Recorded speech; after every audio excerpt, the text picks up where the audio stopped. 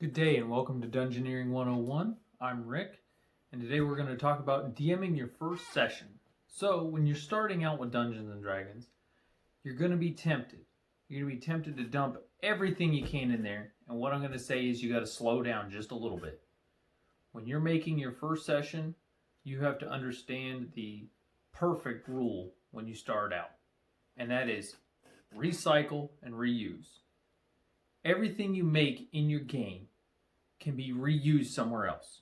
If your players don't run into an NPC, change their profession, change their name, do whatever you need to do to use them again. It is so much less prep for you to be able to use the same NPC for something else. If your players don't talk to Joe the blacksmith, but they see Joe the cobbler, then you've saved yourself that much extra time and effort. When you reuse, you can do anything you want. If your players say, we want to go to a tower, well, if you had planned to go to a cave, now your cave is a tower. If they want to do something different, change it. Repurpose whatever you have. Now, of course, I add this with a caveat that I know if you're using Roll20 online, it's very difficult to be able to change a map. If you use a map, unfortunately, it's what you're with. I mean, honestly, my players don't mind in Roll20 if I just change a blank page and do a quick drawing on there, because they know that I can't be prepared for everything on there. When you're playing in person, if you're doing Theater of the Mind, super easy. Super easy fix, super easy way to go. So the second thing we're going to talk about today is building only what's necessary. Like I said at the beginning, you're tempted to make everything. You're tempted to make the plants, the animals, all the continents, all the cities. Don't. Just don't. You're not doing yourself any favors. You're just going to overwhelm yourself because honestly, it is a one heck of a rabbit hole. You can ask anybody who's made their own campaign. Start out with a single place, maybe two places, depending on how you want to start out. Build them. If you're going to do a town, how many people does the town have? If you're going to do a forest, maybe there's a couple different monsters in there that the players may recognize tracks for. They might even get to see it. You can make it something scary, but don't have it something deadly. I've had a campaign where my players have fought a skeleton that was way too large for them right at the first session. But they knew that this thing was not to be messed with. They ran from it. And it's a good thing they did, because they would have died foolhardily if they did. All you have to do is build your first area. When you're coming up with your idea for your campaign, the first area can set the stage for that. All you have to do is just start out with the seed. With the town, like I said, you build a couple of NPCs, you get them around, they go out, they do their thing. You don't need to worry about a city 1,000 miles away. You don't need to worry about the geography of somewhere halfway across the world. Next, we're going to talk about the 5 phases of your first session. So number 1 is going to be introduction. The beginning of every campaign is something special. It's something everybody remembers. They very awkwardly introduce their character, and you as the DM can help prevent that drag in the game. A lot of times, especially if your whole party is new, you're going to get something like, well, my character is a monk, and he's wearing robes. To avoid that, start it out with a good example.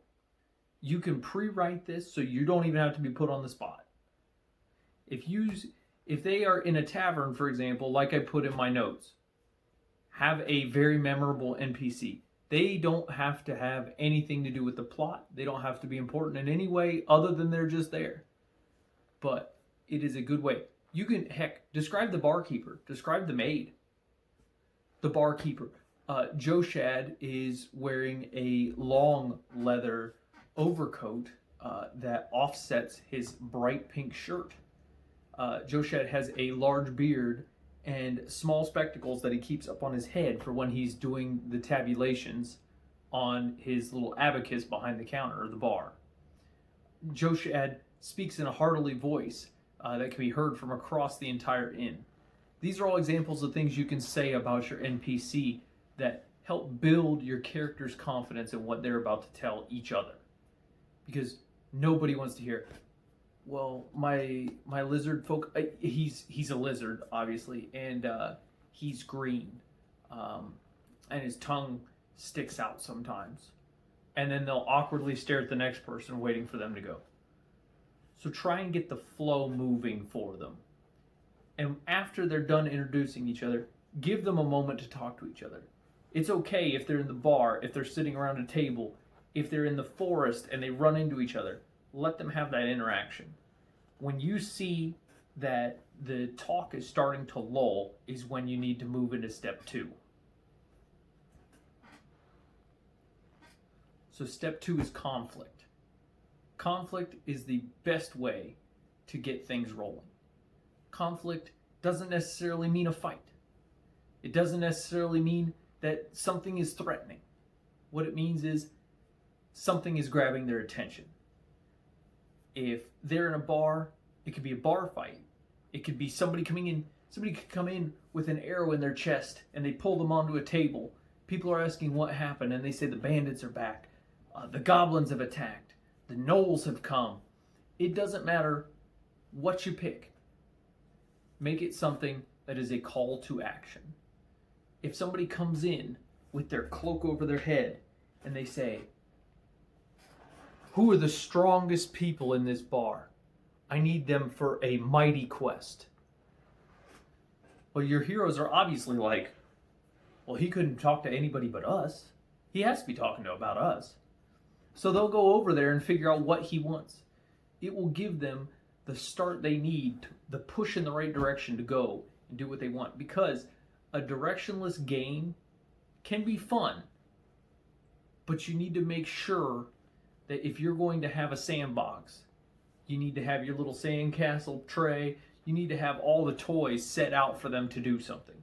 Because players don't like a sandbox where they're just staring at sand. So step 3 is the journey. The journey is possibly the most important part of the entire session. The journey is the doing. It is the searching, the fighting, the traveling. Whatever you have set up in your conflict, this is the going from A to B so they can reach C. If the NPC has given them a quest, this is them searching for it. Now, of course, that is if you want this to be found. If it is a one session find and done, that's great. Maybe they're looking for clues. Maybe you set up step-by-step process. If they're after a bandit lord, perhaps they find one of his captains. The journey is trying to figure out how to solve the issue. If there are cultists in the town, the journey is going around asking people, hey, have you seen anything weird? Has anything been off lately? It could be anything. The journey is just simply getting to where they need to be. The journey is also the best point to put in encounters. Now the encounters, especially, now this is specifically for your first session you've run. Once you're a little more comfortable, you can add more encounters, less encounters. You can make them scarier, you can make them easier. When starting out, it's always better to introduce your players to the bad guys. I know there are DMs out there who say, hit them hard, hit them fast, don't give them a chance to react. In your first session, give them a break. You want to see how the party dynamic goes. You want to see how they react as a team. So that way in the future, you know where to gauge to put them on the chart. My suggestion, I will use goblins as my example. If the party is searching for goblins, if they have ransacked a town or a caravan or anything like that, and they have gone into the woods to find them, maybe you find 2 scouts sitting in a tree. Now, of course, if they notice them first, that's great. They get the jump on them. They kill the goblins. They capture the goblins. They do whatever. If they don't notice them, the goblins ambush them. It'll be a little bit harder of a fight. They'll still be mostly okay. Of course, this is assuming you have between 2 and maybe 5 people. I've run sessions up to 10, but I've also done 3. So The balance, again, that's why you start with a few instead of a lot. So if you have 2 encounters, maybe the second one is something where it gives them an advantage or disadvantage based on how they react. If they see the goblin camp, or the goblin cave, or the goblin tower, like I said, all you have to do is just change a couple things. It can be anything you want. It's not railroading if they don't have to go to the same place. If you pick it as a tower, and no matter what, they're going to that tower, that's railroading. If you pick it as a tower and all of a sudden, for whatever reason, you have to change it to a cave, that's free agency. If they see that tower and they take out that patrol that was on the far side, and now they get a little closer, maybe there's a couple of dogs or some wargs or anything like that out there. If they succeed in an animal handling check, maybe they don't have to fight them. Well, now the goblins don't know they're coming, so they have an advantage. If they don't succeed, if the dogs start barking, the goblins may come out. They get a second encounter, take a couple away from the last one, and now the goblins know they're coming. So you can add just little bits in there to make sure that each time there is a little bit more at stake. The goblins knowing they're out there and sending goblins out to find them may be the difference between, well, since the goblins didn't react, let's go back to town. We're going to go to sleep, and in the morning we'll come back and kill some more goblins. And, oh no, we're not going to make it to town in time. We need to figure out how we're going to stop the goblins from getting us. So step 4 is going to be the climax. Now this one is going to vary very wildly based on what you picked as your conflict. So for your first session, if you want to finish the whole arc in one session, which I do generally recommend for a first session, it doesn't have to be some world-shattering thing. Low-level characters are dealing with low-level issues. So if they finally make it to the goblin camp and they see the goblin boss sitting on his little homemade throne, bossing around some of the small peons, not really fighters, but just goblins that happen to be there doing demeaning goblin things, they come to how do they want to get there. So they're at the tower, they're at the cave, they're at the camp. How do they want to approach this? So the easiest way to do this is just set up a couple approaches. Each one has some advantages, disadvantages, things like that. If he's at a camp, maybe there's 2 guards at the front, he's at the back, and the dogs are over on the right side. So the players know, okay, if we come from this way, there's nobody over here. It might be the simplest, but what they don't know is there's also something out here. There could be another goblin sentry asleep. There could be one going to the bathroom out there. All you have to do for the boss is make it interesting. It doesn't even matter whether it's easy or hard. People remember interesting. If you set up a battlefield and maybe the dogs don't like the goblins, maybe they hate them, maybe the goblins beat them.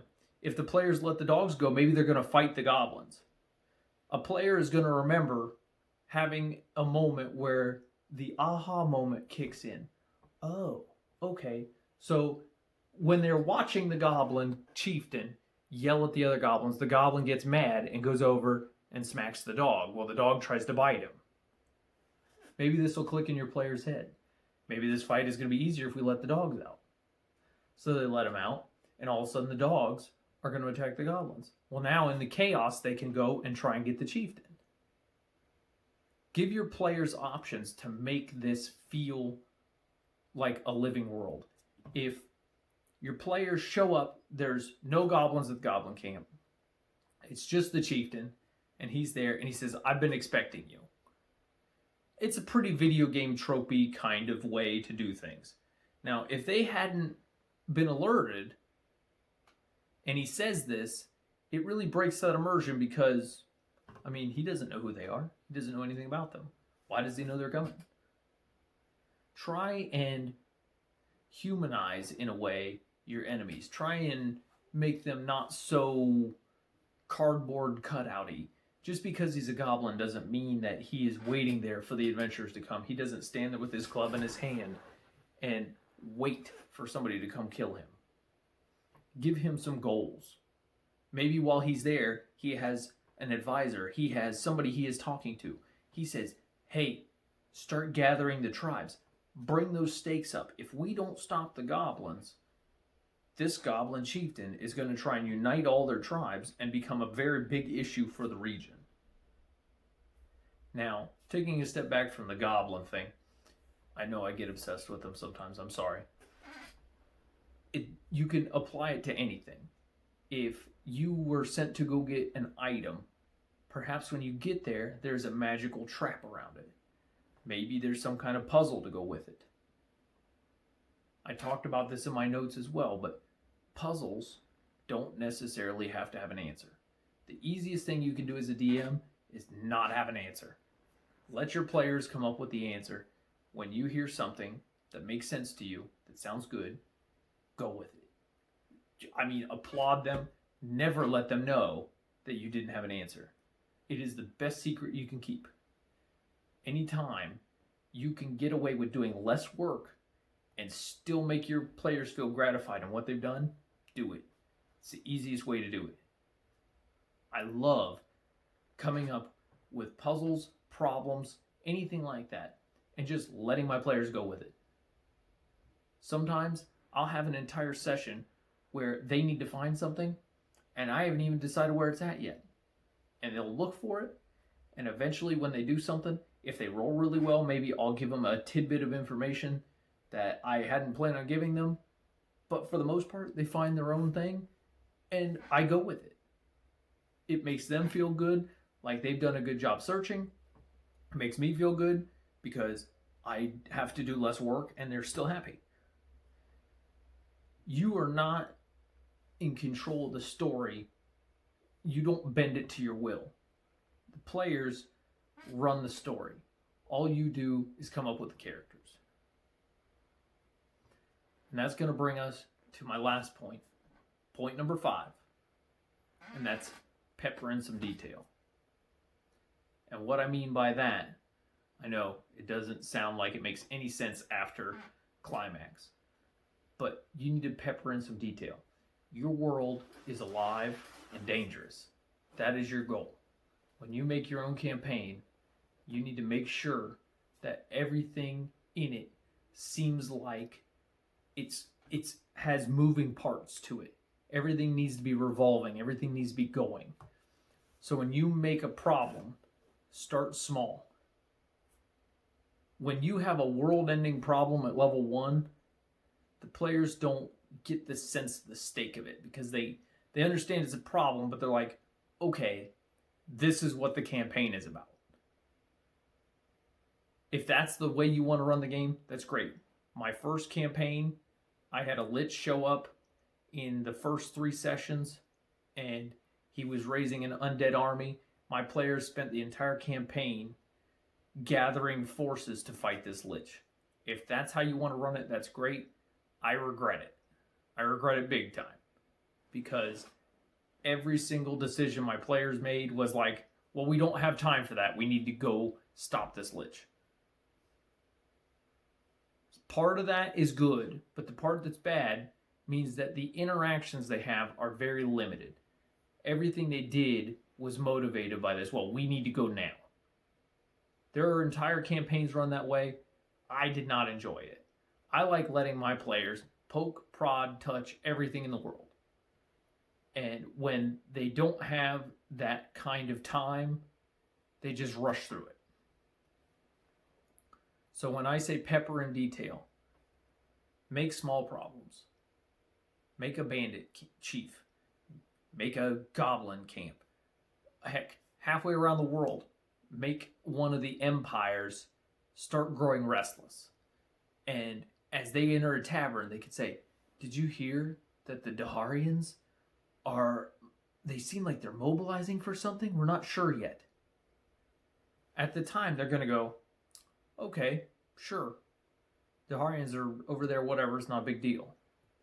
But over the course of the campaign, start adding to it. Did you hear the Daharians took the port of Nahar? That's like on our continent. They say that they're bringing their new god here. they're gonna replace our religions, our deities. Start adding to the problem. Because anytime the players hear that somebody went from being down here to being up here, they say, "Oh, we never dealt with that, did we? That was our job. We kind of heard that and never did anything with it." That's what you're after. When you make your first session, you just sprinkle in just little bits of it. You can even do it with your conflict. If your conflict is to find an item, perhaps when they find it, they find out there's 6 more of them, and when 7 of them are gathered, it summons some eldritch power. Well, your players probably aren't going to want to summon an eldritch power, but maybe they start hearing rumors of somebody who's after these items. Everything you do can start heading in a direction in a subtle way, and they all point to the same object, but your players will start piecing together the puzzle without being told. That is what we're after. Your job as the storyteller is to come up with the characters, but you also introduce that flow. Start bringing them towards something. So when you start prepping your next session, you can start building towards something bigger. Even if you just put in 2, 3, 4, 5 little sessions where they start getting these little things, they all point in the same direction. Maybe this goblin, you find a letter on him that written in Orcish is an Orc chieftain saying that he is getting ready to take back this land from the dwarves and the elves. Maybe you find the gnolls that were wandering around eating caravans worth of people actually have somebody directing them. And over time, even if these are all from the same person, you start seeing the bigger problem. And that's where your campaign starts coming together. It doesn't always necessarily have to be the big bad evil guy is right there in your face. He's ready to go. Some people run their campaigns that way. That was how I started my first one, and I regret it. So that is how you're going to start your first session.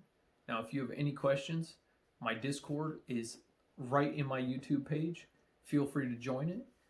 We have many members who are more than happy to help in any kind of situation, whether you're a player or a DM. And I release videos every week talking about different subjects for starting out in Dungeons and Dragons. So that's all we have for today, and I'll see you next time.